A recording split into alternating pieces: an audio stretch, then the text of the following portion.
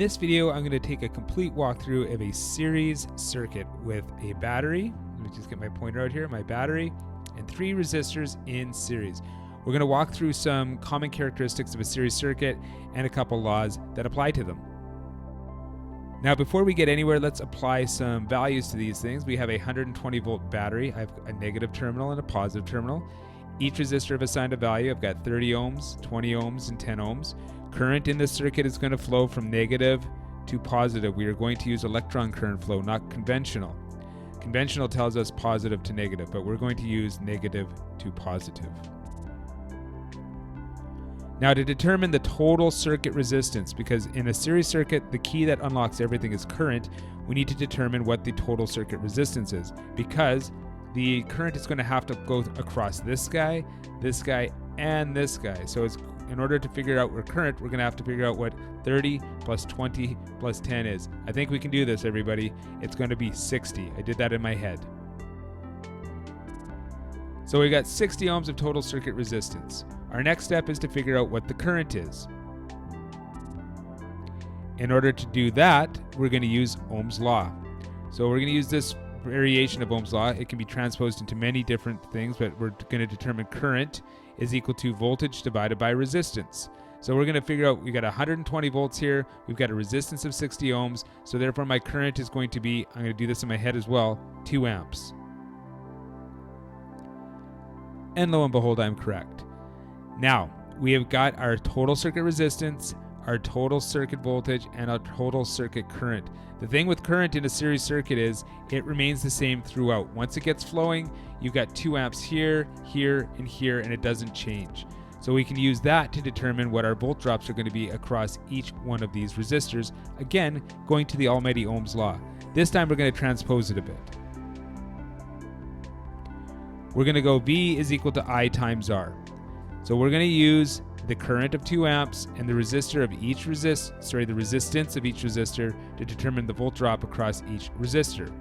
2 amps times 10 ohms gives me 20 volts. So there's that. 2 amps times 20 ohms gives me 40 volts. Next up, 2 amps times 30 ohms gives me 60 volts. There you go. We have now determined what the volt drop is across each one of the resistors. That wasn't that hard, was it? Next up,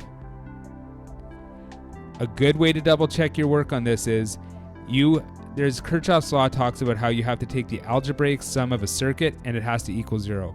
What that is saying is that you're going to take this 120 and subtract 60, subtract 40, and subtract 20, and you end up with the 0 as your answer. An easier way to look at the Kirchhoff's law is that the sum of the volt drops in the circuit has to equal the source. So I've got 60 plus 40 plus 20, that equals 120 volts. Therefore, I've done everything correctly. The next step in this circuit to determine everything, because we've now determined current, we've determined volt drops, now we have to determine the power being dissipated by each resistor. There's 2 ways we can go about that. We can go I squared R or E squared over R. In a series circuit, get in the habit of going I squared R because I squared doesn't change. Your current is the one constant in this circuit. If you went with E squared over R, you'd have to remember to use 20 squared over 10.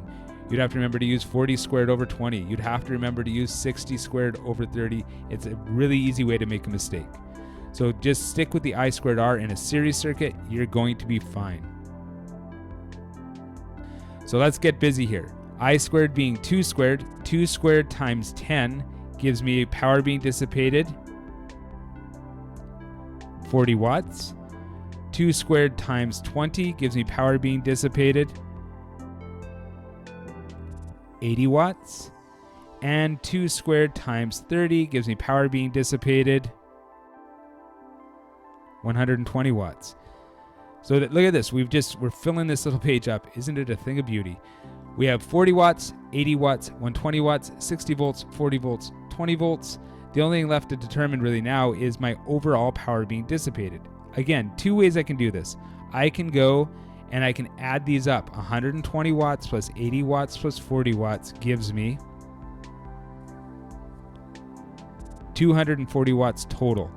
That's one way to determine it. Now let's double check our work. We can punch into a calculator I squared R, 2 squared times 40, which is 4 times 60, gives me 240 watts.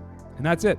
You've now successfully navigated your whole way around a series circuit. We've determined everything that you could possibly want to determine.